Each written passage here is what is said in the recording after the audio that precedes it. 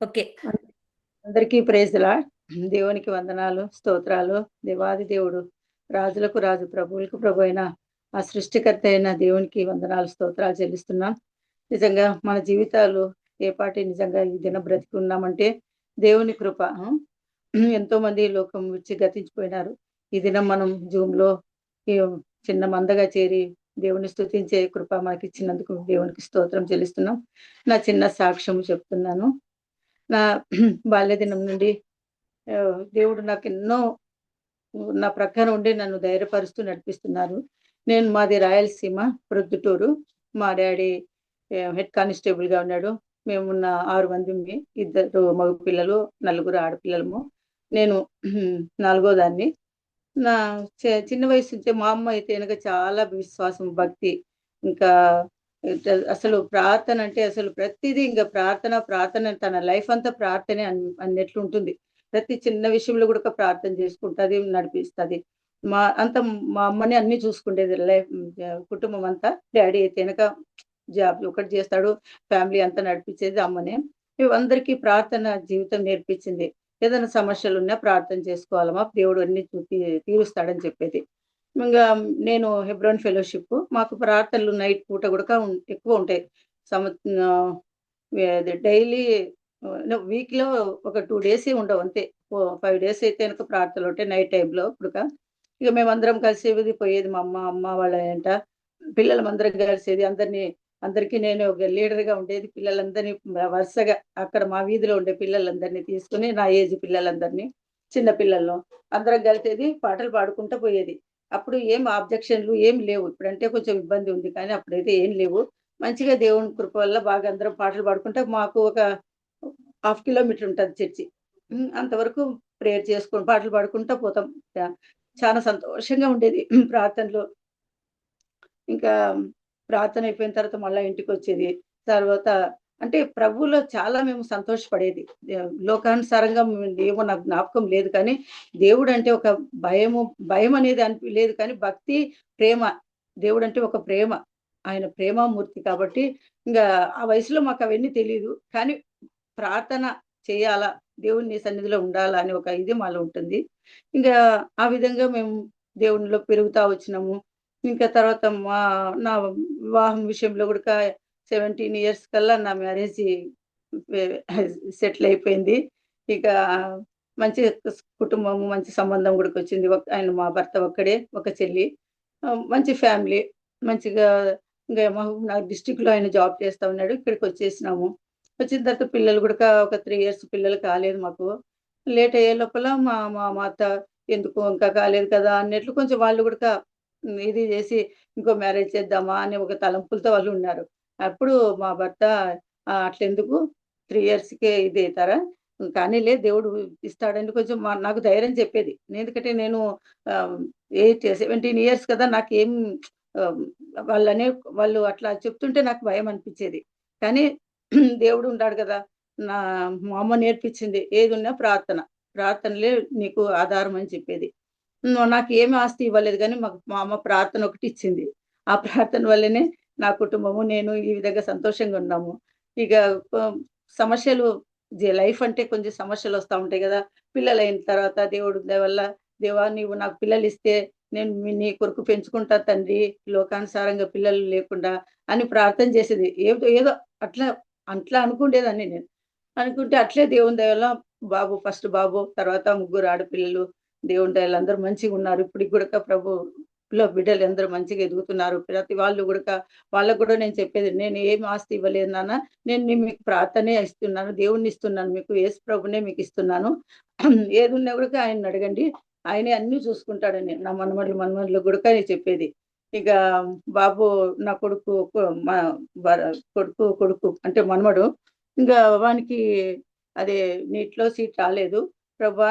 మేము నీ పేరు పెట్టుకున్నాం గదా! మరి ఇంగా ఏందో ఎస్సీలకు వాళ్ళకు రిజర్వేషన్‌లవి ఉన్నాయి. మేమైతే క్రిస్టియన్ అని పెట్టుకున్నాము. మాకెందుకు నాన్న మీరు ఇవ్వరు? అని చెప్పేసి ప్రార్థన చేస్తే ఆయన ఏది ఆహ్, ఆహ్, ఎంసెట్‌లో ఆహ్, ఫార్మ్ డి సీటు ఇచ్చినాడు. మొన్ననే రీసెంట్‌గా. అది గూడక free seat. Hostel free, bus free అన్నీ ఫ్రీనే ఇచ్చినాడు. అంటే నేను ఒకటి అడిగితే దేవుడు సంపూర్తిగా నేను ఇస్తున్నా బిడ్డ మీకెందుకు అని చెప్పేసని ఇచ్చినాడు. మొన్ననే బాబు జాయిన్ అయినాడు. మేము కూడా వెళ్ళొచ్చినాం. ఆ విధంగా దేవుడు ప్రార్థన చేసినప్పుడు ఆహ్, తప్పకుండా మనకిస్తాడనమాట.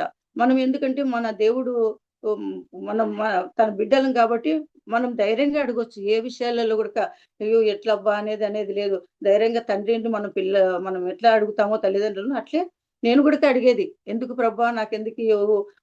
వాళ్ళు ఏసీలని మేము క్రిస్టియన్స్ అని ఇదంతా నీదే కదా! నువ్వెందుకివ్వవు మాకు? అని చెప్పేసి కొంచెం హ్మ్. ఆ రోజు యాకోబు ఎట్లా పోరాడినాడు అంటే నేనంత దాన్ని కాను. కానీ ప్రభువుని బట్టి చెప్తున్నా. అట్లా దేవునితో అడిగేదాన్ని. దేవుని కృప వల్ల ఇచ్చినాడు. మా కుటుంబం అంతా మంచిగుంది. ఇంకా నాకు గూడక క్రిస్టియన్ హాస్పిటల్‌లో జాబు ఇచ్చి నర్స్‌గా పనిచ్చినాడు దేవుని దయ వల్ల. సంతోషంగా మా ఫ్యామిలీ అంతా మంచిగా ఉన్నాము. తర్వాత జాబ్‌లో గూడా కొన్ని ఇబ్బందులొచ్చేది. అంటే మాది maternity hospital. Christian hospital. Madam చాలా మంచిది. ఆమె గూడా మన హెబ్రోన్‌కు చర్చికొచ్చేది. ఆ విధంగా మాకు పరిచయమై నన్ను హాస్పిటల్‌లో ఒక సిస్టర్‌గా తీసుకున్నది. ఇంగా మంచిగా నేర్పిచ్చేసింది నాకన్నీ మొత్తం డెలివరీస్ చాలా మంచిగా చేసేదాన్ని. ట్విన్స్ ఉంటే గూడక ఇద్దరు పిల్లలు కవల పిల్లలుంటే గూడక చేసేదాన్ని. తను ఒక్కోసారి వెళ్తది. నాకు మీద పెట్టేసి పోతది. నేను చూసుకుంటా. చూసేది ప్రభా! ఈ విధంగా అంటే ట్వె అప్పుడు స్కానింగ్‌లు అవన్నీ లేకుండా ఉన్నాయి. ఒక్క పాప, ఇద్దరు పాపలు ఉండేది గూడా గుర్తుపట్టగలిగేది. అట్లా ట్విన్స్ ఉన్నప్పుడు గూడక డెలివరీకొచ్చినప్పుడు గూడక ప్రార్థన చేసేది. ప్రభా! నీవే నాకు సహాయం చేయండి. నేనేమి చేయలేను తండ్రి. నీవే నాకు సహాయం చెయ్యి. మేడం గూడక లేదు. నేనే పాటదాన్ని తండ్రి అని ప్రార్థన చేసేది. అంటే నా లైఫ్ అంతా ప్రార్థనే. ప్రార్థనకే నేను ప్రాధాన్యత ఇస్తా. ఇంక పోయి మోకాళ్ళొంగి ఇప్పటికి గూడక దేవుని కృప వల్ల మోకాళ్ళొంగి ప్రార్థన చేసుకుంటా అటువంటి శక్తి ఇచ్చినాడు. అంటే మోకాళ్ళ ప్రార్థన చేయగలిగిన వాళ్ళు చేయొచ్చు. చేయలేని వాళ్ళైతే దేవుడు గూడక తెలుసు గదా! నాకు గూడా మోకాళ్ళు వంగి ప్రార్థన చేసే అలవాటు. మా పిల్లలు గూడా ఒక్కోసారి వంగలేరు గానీ, నేనైతే మోకాళ్ళు వంగే ప్రేయర్ చేస్తా. మోకాళ్ళు వంగి ప్రేయర్ చేసేది. ప్రభా! ఈ ఈ ప ఈ యొక్క డెలివరీ ఇట్లా ఉంది తండ్రి. నీవే నాకు సహాయం చెయ్యి అని జెప్పి. అంటే ఈజీగా అసలు అద్భుతంగా నిజంగా అంత ఇదిగా అయ్యేది డెలివరీ గూడక. మళ్ళా ఫేస్ ప్రెజెంటేషన్ అంటే ఎవరైనా సిస్టర్స్ ఉంటే అర్థం వాళ్ళకి తెలుస్తది. నర్సెస్ ఉంటే అంటే ఫేస్ మొఖంతో వస్తది బేబీ. ఇట్లా తలతో రాకుండా ఫేస్ ఇట్లా వచ్చేస్తది. చాలా కష్టం అవి. అవన్నీ సిజేరియన్స్ చేయాలా? అప్పుడు సిజేరియన్స్ ఇక్కడ లేకుండా ఉండే చానా తక్కువ ఏమన్నా ఉంటే గనక హైదరాబాద్‌కు, మహబూబ్ నగర్‌కు అట్లా పంపించాల్సొస్తది. ఇవన్నీ కాకుండా దేవుని దయ వల్ల అవన్నీ గూడా నార్మల్ మేడం లేకపోతే గూడా నా ద్వారా దేవుడు చాలా చేసినాడు. కానీ నేను కాదు చేసింది ప్రభువు చేసినాడు. ఆ విధంగా దేవుడు నాకు ప్రతి దాంట్లో గూడా ప్రభా! ఈ పరిస్థితి ఇట్లా ఉంది కదా నాయనా అని దేవుని దగ్గరకొచ్చినప్పుడు 102 అధ్యాయము కీర్తనలు 102 అధ్యాయము ద్వారా నేను ప్రార్థనలు అడిగేది. యెహోవా నా ప్రార్థన ఆలకింపుము. నా మొర నీ యొద్ద చేరనిమ్మని ప్రార్థన చేసుకుంటా. ప్రభా నాయనా నా మొరను ఆలకించే దేవుడు మీరే కదా తండ్రి. మా ప్రార్థన ఆలకించు. మా పరిస్థితులలో మీరు మాకు సహాయం చేయని. ఆ విధంగా దేవుడు ఎన్నో విషయాలలో నాకు సహాయం చేస్తూనే వచ్చినాడు. కొన్ని పరిస్థితులు హ్మ్, ఎదురై వచ్చేసినాయి. అటువంటప్పుడు ప్రభా! ఈ పరిస్థితులు ఇట్లున్నాయి తండ్రి. నాయనా మీరే నాకు సహాయం చేయండి. నేనేపాటి దాన్ని ప్రభా అని దేవుని దగ్గరకొచ్చినప్పుడు దేవుడు నాకు గొప్ప అద్భుతంగా, ఆశ్చర్యకరంగా వాటి నుంచి విడుదల ఇచ్చినాడు. అంటే ఎందుకంటే నేను చెప్పేదేముందంటే ప్రార్థన. మన జీవితమే ప్రార్థన. మన ఊపిరే ప్రార్థనగా భావించుకొని దేవునిలో మనం ఎదుగుతూ ఉంటే హ్మ్. ఇంగా ఆయన శాశ్వతమైన ప్రేమ గల దేవుడు కాబట్టి మనల్ని ఎప్పటికి గూడా విడవడు, చెయ్యి విడవడు. ఆయన యందు భయభక్తులు గల వారిని ఆయన త్రోసివేయడు. మన జీవితాలు గూడక మనం ఎప్పుడు గూడక సంతోషంగా, ఆనందంగా ఉండాలంటే ప్రార్థన. ప్రార్థన యందు ఎంతో ఆనందం ఉంటాది. ప్రార్థనలో సంపూర్ణ భక్తి ఉంటది. ప్రార్థనలో సంపూర్ణ శక్తి, ఆహ్, ఆనందము హ్మ్. ప్రార్థించటం వలన నెమ్మది ఉంటది, సమాధానం ఉంటది, సంతోషం ఉంటది. మనసుకు నెమ్మది ఉంటది. ఎందుకంటే మన ప్రభు మన ప్రార్థన వింటున్నాడు. మన తండ్రి ఉన్నాడు. పిల్లలు ఏదన్నా అవసరం పడితే గనక ఆహ్, డ్యాడీ నాకిది కావాలి, అది కావాలంటారు గదా! మనకు గూడా మన దేవుడు ఉన్నాడు కదా! మనకేం భయము అని చెప్పేసి మనం దేవుని దగ్గరకొచ్చినప్పుడు అద్భుతాలు, ఆశ్చర్యాలు చేస్తాడు దేవుడు. అటువంటి గొప్ప దేవుడిని మనం కలిగి ఉన్నాం కాబట్టి, ఇంకా నేను చెప్పేదేముందంటే ప్రార్థన చేయాలందరం. ప్రార్థన చేయాలా, ఎక్కడికైనా ప్రయాణం అయిపోయినప్పుడు ప్రార్థన. వచ్చిన తర్వాత దేవుడిని స్తుతించాల. కొందరమైతే ప్రార్థన ఒకటి చేసుకొని ఎళ్తాము. వచ్చిన తర్వాత ఇంగ దేవుడిని మర్చిపోయినట్లు అయిపోతది. దేవుడిని స్తుతించలేము. కానీ మనం దేవుడిని స్తుతించాలని గూడా దే ఇది దావీదు మహారాజు దేవా నువ్వు చేసిన మేలు బట్టి నేను ఎల్లప్పుడూ నిన్ను స్తుతిస్తున్నానని అంటాడు.